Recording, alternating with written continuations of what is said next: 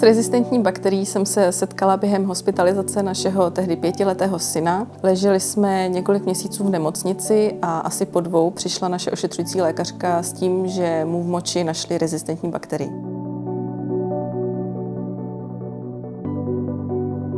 Okamžitě jsme odešli do izolace, znamenalo to, že syn nesměl vycházet z pokoje a my jako rodiče jsme vždy při opouštění pokoje museli mít na sobě ochranný oděv a naopak personál, když šel k nám do pokoje, tak si ten oděv bral na sebe.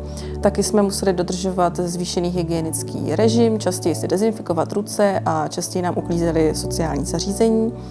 A samozřejmě to znamenalo, že lékaři syna častěji kontrolovali a prováděli mu častěji stěry a hlídali, aby se ta bakterie nerozšířila dále do těla.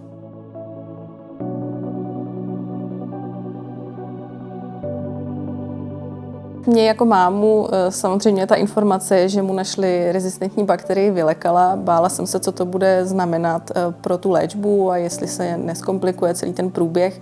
Ale lékaři nás uklidňovali, že ho budou jenom více kontrolovat, aby se ta infekce nešířila dál a že vlastně pro tu léčbu to nic zatím neznamená.